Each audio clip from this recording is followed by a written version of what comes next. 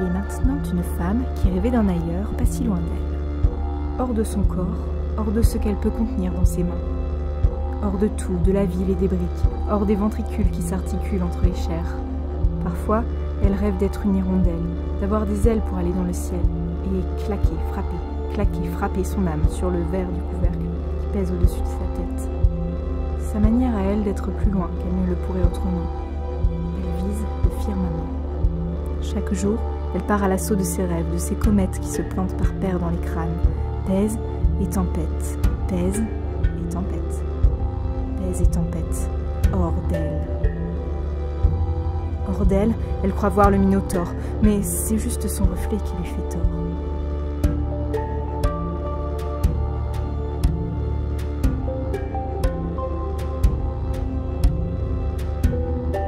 Alors elle tord ce qui lui reste pour en faire des miettes. Ces miettes que les oiseaux récupèrent.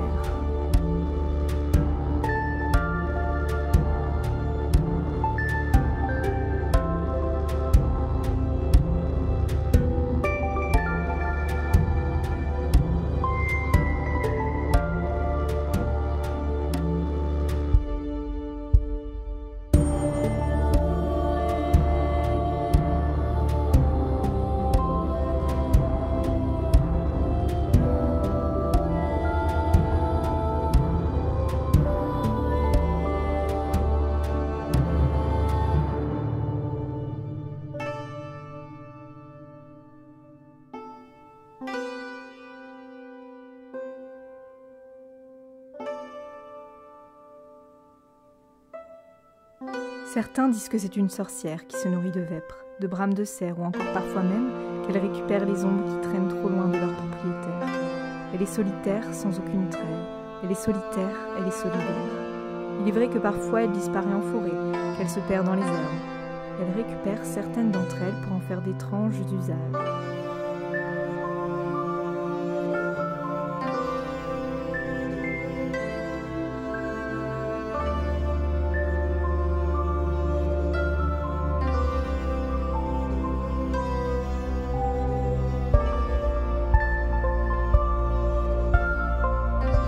Elle mord dans les tiges, dans les feuilles, vise les artères.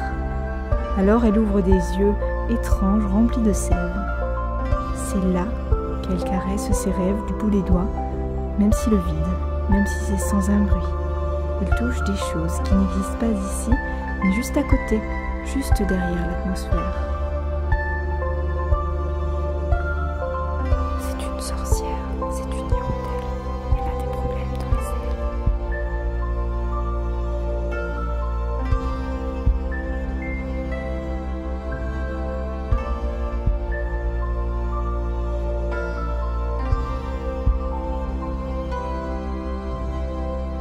C'est une sorcière, c'est une hirondelle.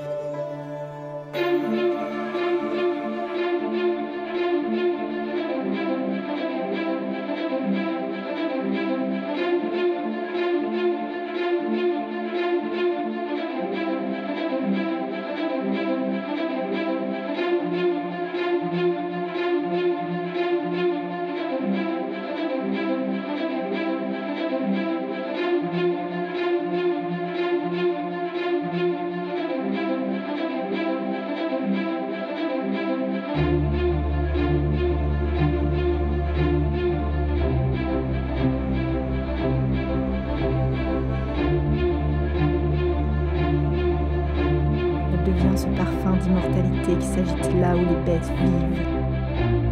Bruit, chaos et silence dans son ventre. Tout un univers se perd dans ses veines qui s'affolent, ses artères qui s'emballent sur une âme qui n'est pas la sienne. C'est une sorcière, c'est une hirondelle. Elle a des problèmes dans les ailes. C'est une sorcière, c'est une hirondelle. Elle ne respire pas la même atmosphère. Il y a l'hiver dans sa tête.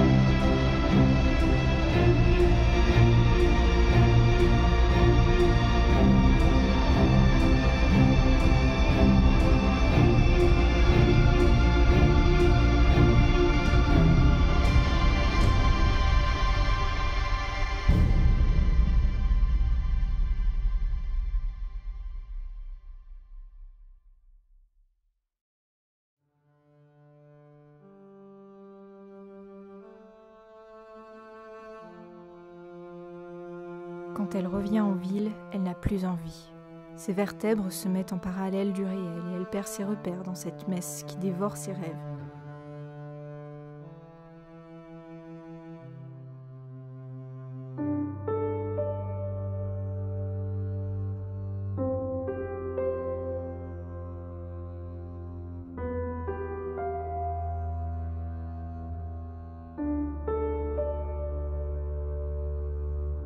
Il est vrai que parfois elle disparaît en forêt, qu'elle se perd dans les herbes.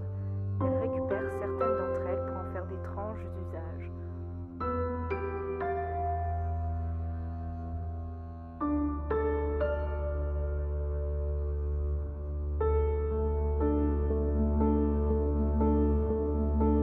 Elle regarde les gens qui défilent sur un stick sans carrière. Ça sent l'odeur des cœurs qui portent des plaques de marbre. Ça sent l'odeur des géologues morts dans une grotte. Cette impression où tout le monde se trouve d'accord, là où tout le monde s'est perdu. Et encore, cette même chanson qui lui tourne dans la tête. C'est une sorcière, c'est une hirondelle.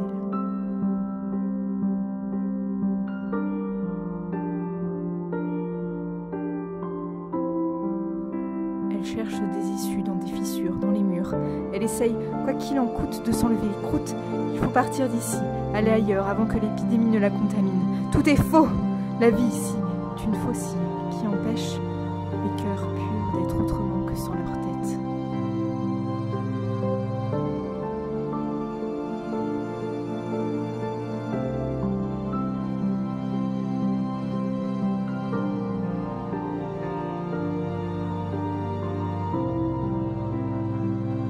Elle se regarde dans une glace, un phénomène étrange l'efface. Elle essaye de se reconnaître, elle sait que c'est elle. Elle touche son nez, elle ressent que c'est son nez, elle touche ses lèvres, elle sent que c'est sa volonté qui glisse aux portes de sa bouche. Mais un soupçon naît sous son front, qu'elle est étrangère à elle-même, comme la mer l'est des terres. À l'est, c'est aussi peu qu'est l'infini. Elle attend, elle revient. Miroir, miroir, pourquoi cette marée noire qui me colle au visage? Pourquoi tu regardes à travers mon âme de cette manière-là, sans aucun regret, sans aucun... Je ne sais plus!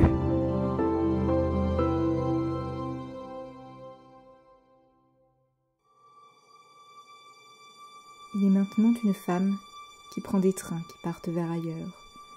Une femme qui ouvre des portes dans les forêts. Ce qu'elle voit, nous allons vous le dire. Mais c'est un secret immuable et solitaire qui se cache entre les pommes. Elle voit tous les mondes qui s'unissent au même endroit. Une explosion qui déchire le voile invisible. Alors elle prend les lambeaux qui traînent pour que son volage prenne le large. Sur ces mers invisibles, elle est la reine. Navigatrice aux cicatrices de guerre. Elle plonge dans des sentiments qui sont bien plus forts et tenaces qu'une tache de tomate. Elle se love sur des nuages doux et paisibles qui glissent avec le souffle de Dieu. C'est son rivage, cette plage où l'espace-temps est l'ultime dimension de sa vie.